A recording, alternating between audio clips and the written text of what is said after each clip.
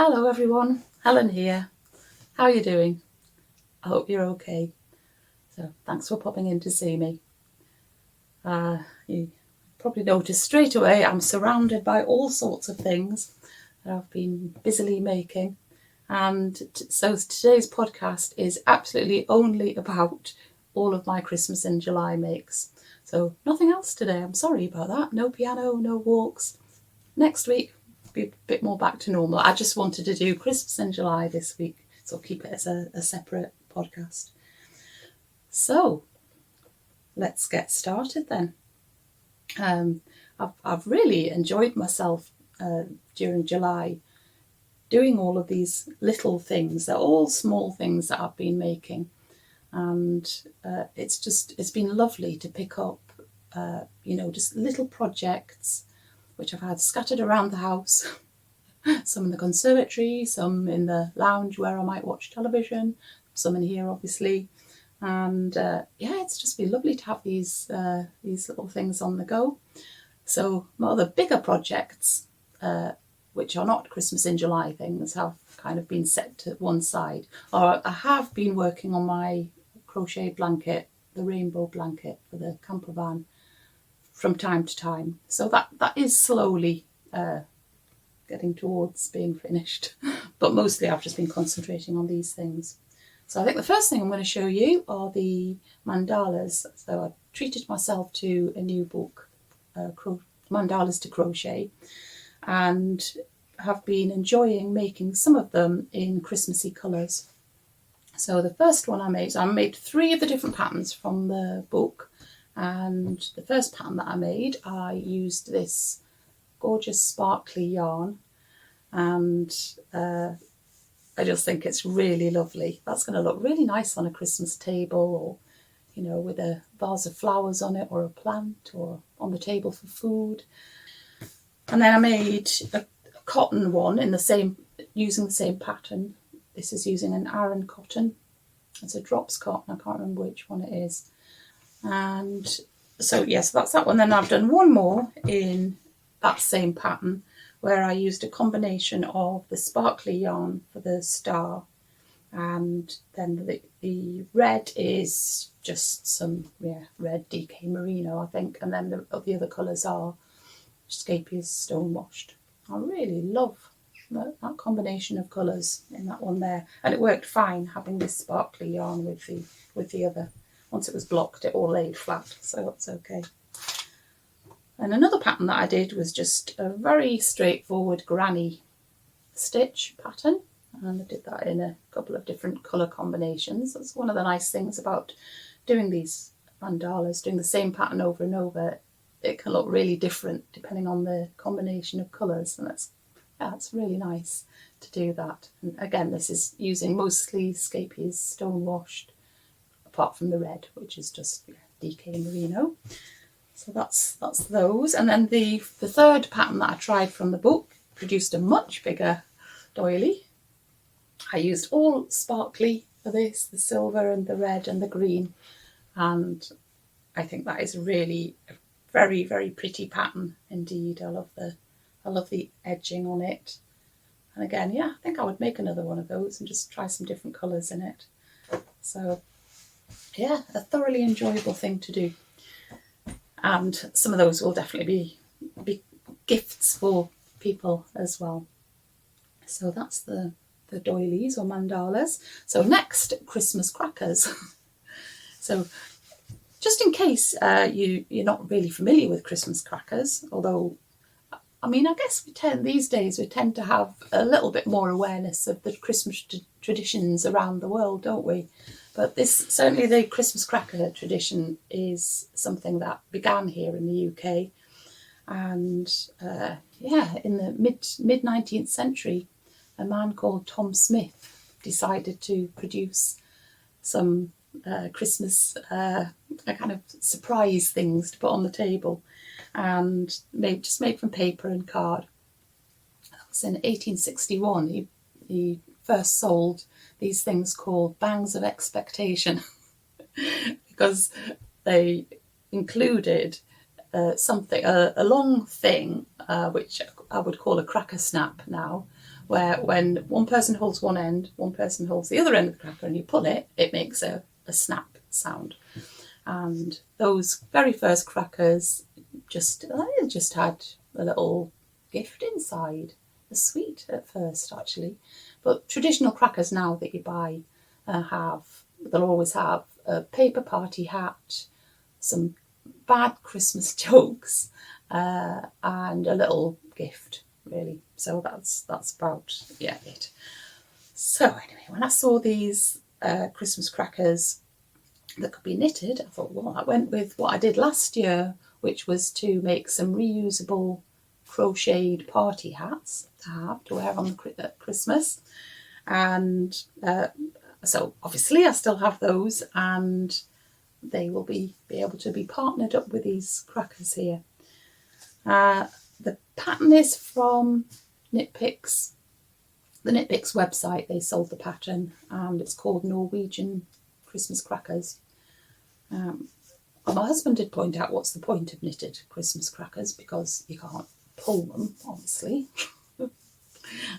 I'd get the point, but these will look so nice and Christmassy on the table. And I will put inside, amongst the things I put inside will be a party popper. So at least you can get your bang, and I'll keep everybody happy. I've used a combination of Jameson's Shetland Spindrift and Knit Picks Palette 4-ply. I think each of the crackers that I've made 3 so far, have got one of the yarns is the Spindrift and one is the Knit Picks palette, and they go together absolutely fine. Obviously very, very similar yarns. And yeah, so just knitted in the round, although I guess you could convert it to knitting straight, and then, you know, if you didn't like knitting in the round, you can just use the chart, because it's all just done on a chart, and yeah, you could then sew it up. It would be completely fine. Use 2.5mm needles for the end bits, which then get folded in when you create your picot edging, which looks really pretty. I had to think a bit about how to block them when I'd finished them, and I didn't want to block them flat in case they ended up with a crease on each side. So I found a bottle of hand cream and a tub of vitamin D tablets. They were just the right size to fit inside, and stood it up to block it, and that did the job absolutely perfectly. And then when they were blocked and when they were dry, I then I've been collecting some toilet roll cardboard tubes from the insides of toilet roll, and they fit perfectly. It's exactly the right size to go inside there. So I've made those 3, and I'm hoping to end up with a set of 8. I'd like to have a set of 8, but if I only have these 3, well, no, I need at least 4. So if I only have 4 by Christmas, that's completely fine, and I'll just make some more next year. But I am going to keep making some more of those and just see how far I get. So that's those. Okay, next, some little cute things. So first of all, this little pair of winter mice.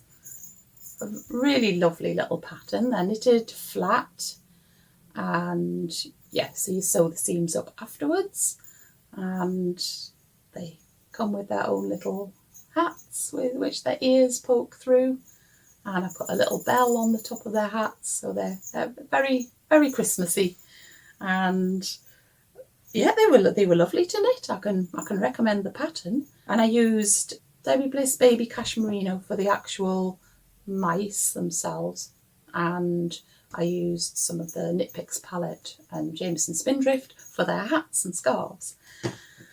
And I think, I mean, I like them, but I think the shape of the face is not, it's not quite right for a mouse for me, in my opinion. But they're kind of chubby little, cheeky little mice, and I do like them, and they're going to look really nice sitting with all of my other little Christmas characters, unless somebody claims them or I decide to give them away.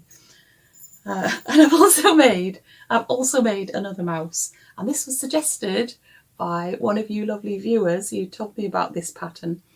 It's a pattern by Susan Anderson, and I love her patterns. It was really her book, Itty Bitty Toys, that got me into knitting in the round. So I didn't learn to knit in the round to learn how to make socks. I knitted to make toys. And yeah, so she makes really lovely patterns, and this particular, well, I can never resist, as you might know, I can never resist making another mouse. Yes, I don't know how many, I'll have to count up one day how many different mice patterns I've tried so far, but I absolutely love this one. Even though it is definitely one of the trickiest mice that I have made. Out of all the mice that I've made, this is definitely one of the hardest, fiddliest. It's all knitted in the round, and not only that, you don't actually sew anything separately. So the head is not later sewn onto the body. You make the head, you pick up stitches for the ears, and the ears are knitted in the round as well, or kind of in the round on 2 needles, which is definitely quite a fiddly thing to do. And then you pick up stitches underneath the head to knit the body. The arms and legs, again, you just pick up stitches from the side to knit those. So there's, in fact, I say there's nothing that you sew on. The only thing that you sew on is the little nose. You do that separately, the little pink nose there. But I think he's absolutely adorable, and even though it was tricky, I would definitely make another one. I love his little clothes. Well, he's so you knit his body the colour that you would like his long johns to be. So they're a nice fetching red, and then a little sweater there that goes on very easily. Though now that I look at him, I think if I make him again, I'll add an extra couple of rounds to the body of the jumper, because it only just meets his trousers. And yeah, so it's cute little trousers there where the tail will poke through, and then the pattern is called Mouse in a Mitten, and so of course he has his mitten here. And I actually chose not to put the little thumb in for the mitten, so it doesn't look so much like a mitten. It's a fingerless mitten, like a little baby's one, really. But I kind of just wanted it to look a bit more like a little sleeping bag, or almost a Christmas stocking, because I was thinking that he would sit out with the Christmas things at Christmas time. So yeah, absolutely lovely. Definitely not a pattern for a complete beginner, and you have to not mind going very slowly and sorting out all of the tricky little things that you have to do to, yeah, it's definitely very tricky. And then we have my July gnome for the year of gnomes. But I thought, as it's the July gnome and I'm doing Christmas in July, he really would have to be a Christmas gnome. So yeah, he'll be going away for Christmas. Well, actually, he probably won't. He'll just sit with all of the other gnomes that I'm making for the year of gnomes that Sarah Shearer is hosting. And I thought, rather than make him a Santa gnome, because I've got some of those already, I would make him a gnome with a Christmas tree hat. And actually I got the idea for doing a Christmas tree hat because another of you lovely viewers suggested a pattern for a crocheted Christmas tree gnome, which I have actually bought and which I am going to make, but I haven't managed to do it in the Christmas in July. But yeah, so I just used the pattern I've used most often of the Sarah Shearer gnome patterns, which is the Never Not Gnoming. But for the first time I made the small size, which is actually intended to be a Christmas tree bauble.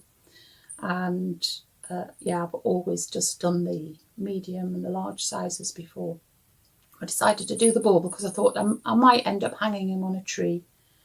But equally, I've put something to weigh him down in case I just want him to sit there and not fall over.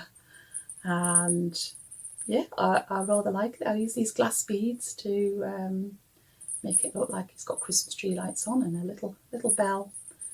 And I'm very happy with him. So my July gnome for Christmas in July. Okay, so I think the other things that I've been making for Christmas in July are just things that are going to be gifts, which I can't show everything, but I think it's okay for me to show some of them. One of them I started before July, and that was to make some knitted cloths, vase cloths or dish cloths. And the reason I started those, you might remember, because I've gone on about it so much, was I was using the drops muscat for crocheting some amigurumi, and I didn't like crocheting with it because it was so splitty. And then I had the brainwave of trying to knit with it, and it's absolutely fine to knit with. So I've been gradually working my way through all of the drops muscat that I bought to make these other things, and I've ended up with, I think, 17 cloths so far. I might carry on making some more because I haven't quite used up all of the yarn, but yeah, those are going to make really nice gifts, so probably everybody will get one of those in amongst the things that I wrap up for them. And I didn't use a particular pattern, I just knew that I could knit a square by starting with 2 stitches and then increasing 1 stitch at the beginning of every row until I got to the length of the sides that I wanted, and then I just started every row with knit 1, knit 2 together, knit to the end of the row until I was then left with 2 stitches again. So such a lovely relaxing thing to have at one side just to pick up whenever you're feeling like you don't even really want to think. You just, or if you happen to be on a Zoom chat or something like that. So very useful, lovely. I've really enjoyed having my kind of basket of cotton yarn and knitting needles there, and just always something to pick up if I want to do something with my hands. And then the other gifts that I can show you are some bags, and I did show you a little while ago some Japanese knot bags.